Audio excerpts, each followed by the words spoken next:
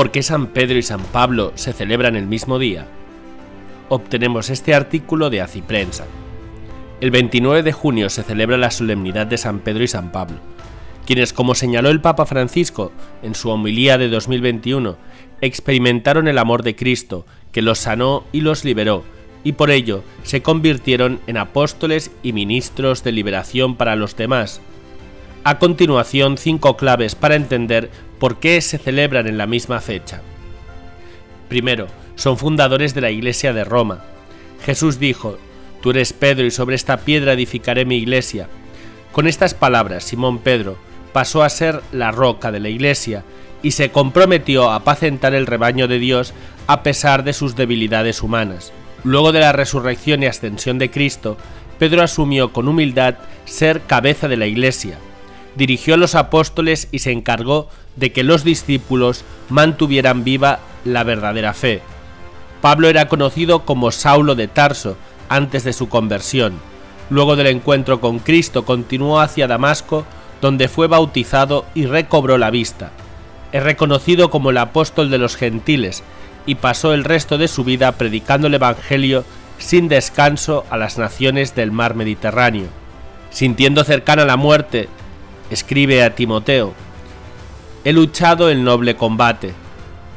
No es ciertamente la batalla de un caudillo, sino la de quien anuncia la palabra de Dios, fiel a Cristo y a su Iglesia, por quien se ha entregado totalmente, y por eso el Señor le ha dado la corona de la gloria y lo ha puesto, al igual que a Pedro, como columna del edificio espiritual de la Iglesia, expresó Benedicto XVI en 2012.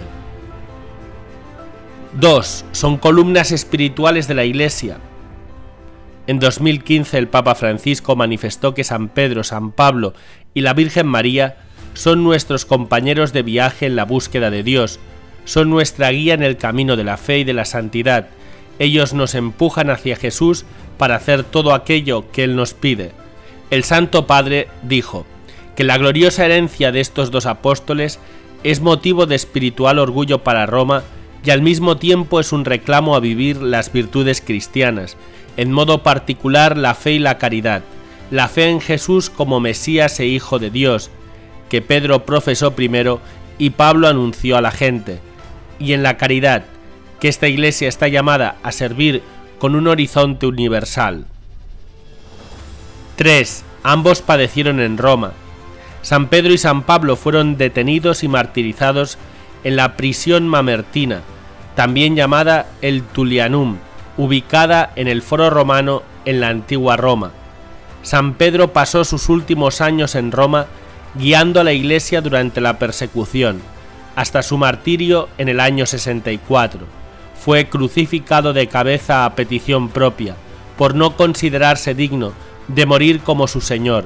Fue enterrado en la colina Vaticana, y la Basílica de San Pedro está construida sobre su tumba. San Pablo fue decapitado en el año 67. Está enterrado en Roma, en la Basílica de San Pablo de Extramuros. 4. Son patronos de Roma y representantes del Evangelio. En la homilía de 2012, por la solemnidad de San Pedro y San Pablo, Benedicto XVI llamó a estos 2 apóstoles patronos principales de la Iglesia de Roma. La tradición cristiana siempre ha considerado inseparables a San Pedro y a San Pablo. Juntos, en efecto, representan todo el Evangelio de Cristo, precisó. 5. Son la versión contraria de Caín y Abel. Benedicto XVI señaló que mientras que la primera pareja bíblica de hermanos nos muestra el efecto del pecado, por el cual Caín mata a Abel, Pedro y Pablo, aunque humanamente muy diferentes el uno al otro, y a pesar de que no faltaron conflictos en su relación, han constituido un modo nuevo de ser hermanos, vivido según el Evangelio, un modo auténtico hecho posible por la gracia del Evangelio de Cristo que actuaba en ellos.